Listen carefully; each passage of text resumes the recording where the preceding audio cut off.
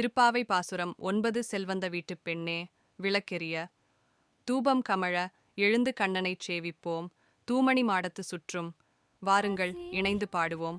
பாசுரம் 9. தூமணி மாடத்து சுற்றும் விளக்கெரிய தூபம் கமழத் துயிலணை மேல் கண் வளரும் மாமன் மகளே, மணிக்கதவம் தாழ்த்திரவாய் மாமீர், அவளை எழுப்பீரோ. உன் மகள்தான் ஊமையோ அன்றிச் செவிடோ அனந்தலோ ஏம பெருந்துயில் மந்திரப்பட்டாளோ.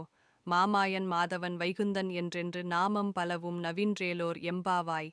பொருள்: பிரகாசமான நவரத்தினங்களால் கட்டப்பட்ட மாளிகையில் சுற்றிச் சூழ விளக்கெரிய, நறுமண திரவியம் மணம் வீச, அழகிய பஞ்சு மெத்தையில் உறங்கும் எங்கள் மாமன் மகளே, உன் வீட்டு மணிக்கதவைத் திறப்பாயாக. எங்கள் அன்பு மாமியே, அவளை நீ எழுப்பு. உன் மகளை எத்தனை நேரமாக நாங்கள் கூவி அழைக்கிறோம், அவள் பதிலே சொல்லவில்லையே. அவள் ஊமையா, செவிடா, சோம்பல் அவளை ஆட்கொண்டு விட்டதா, அல்லது எழ முடியாதபடி ஏதாவது மந்திரத்தில் சிக்கிவிட்டாளா? உடனே எழு.